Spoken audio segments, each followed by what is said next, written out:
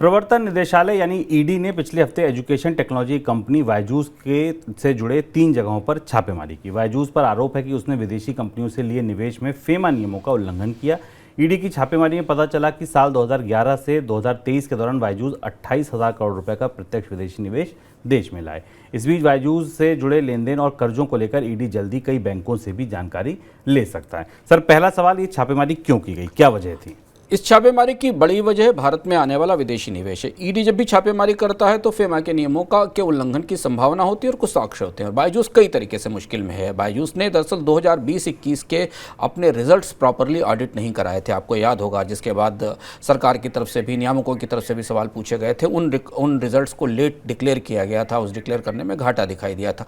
ये दरार वहीं से निकलती है और ये माना जा रहा है ईडी ने इसलिए वहाँ छापेमारी की कि बायजूस ने इस अवधि के दौरान जो विदेशी निवेश अर्जित किया था उसके बारे में कोई सही हिसाब किताब नहीं दिया और ये आंकड़े पूरी तरह पारदर्शी नहीं थे। और इसलिए 2011 से लेकर 2023 के बीच में जो 28,000 करोड़ रुपए का विदेशी निवेश अलग अलग माध्यमों से, चाहे वो प्राइवेट कैपिटल के जरिए हो या इक्विटी सेल के जरिए आया हो, उसमें कई सारी गहरी खामियां पाई गई हैं और इसलिए बायजूस के अलग अलग दफ्तरों पर और बायजूस के अलग अलग केंद्रों पर छापे पड़े हैं और ईडी ने काफ़ी महत्वपूर्ण जानकारियां भी एकत्र की हैं। पहली बार ऐसा हुआ है जब भारत में किसी स्टार्टअप कंपनी में, इतनी बड़ी स्टार्टअप कंपनी में जो कि यूनिकॉर्न थी, उसमें विदेशी निवेश को लेकर ईडी ने दखल दिया है और इससे काफ़ी खलबली है भारत के पूरे स्टार्टअप स्पेस में बायजूस पर पड़े हुए छापों को लेकर, क्योंकि बायजूस 1 साल पहले 2 साल पहले तक भारत में स्टार्टअप क्रांति का पोस्टर था। भारत में सबसे बड़ी क्रांति होने वाली है,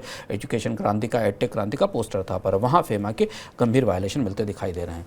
सर, शुरुआती जांच में या जो अब तक छापेमारी हुई, क्या कुछ निकलता दिख रहा है, क्या संभावना बन रही है? काफ़ी महत्वपूर्ण थ्रेड मिले हैं शुरुआती जांच में जो जानना जरूरी है, जिसके कारण लगता है कि बायजूस की मुश्किलें आने वाले समय में बढ़ेंगी। कंपनी ने करीब 9,574 करोड़ रुपए का पैसा विदेश में भेजा विदेशी ज्यूरिडिक्शंस को, जिन्हें ओवरसीज डायरेक्ट इन्वेस्टमेंट के तौर पर दिखाया गया। अभी क्या पैसा था, बायजूस ने बाहर दुनिया में किन चीज़ों का निवेश किया था, इसके बारे में जानकारी नहीं है। इसकी पूछताछ, जवाब तलब किया जाएगा, जैसा ईडी ने संकेत दिया है।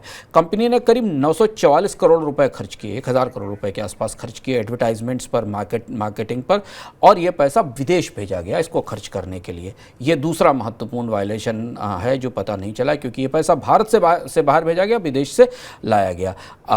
बायजूस का यह कहना है कि सारे कामकाज ट्रांसपेरेंट थे, कंपनी अपने हिसाब से सारी सूचनाएं दे रही है, पर ईडी के छापे या ईडी की सर्च बताती है कि कई सारे फॉरेन ट्रांजैक्शंस ऐसे हैं जो संदेह के दायरे में हैं, जिनमें दाल में काला है और बायजूस से उसके लिए पूछताछ की जाएगी। और इसके अलावा जैसा शुभम ने आपको बताया कि बायजूस के इस ट्रांजेक्शन्स में जो शामिल बैंकर हैं उनसे भी इस बात की पूछताछ की जाएगी। यानी बायजूस जो विदेशी निवेश लेकर आया था और भारत से जो विदेशी निवेश बाहर गया था, उन दोनों को लेकर अब एजेंसियों की जांच तेजी से आगे बढ़ेगी।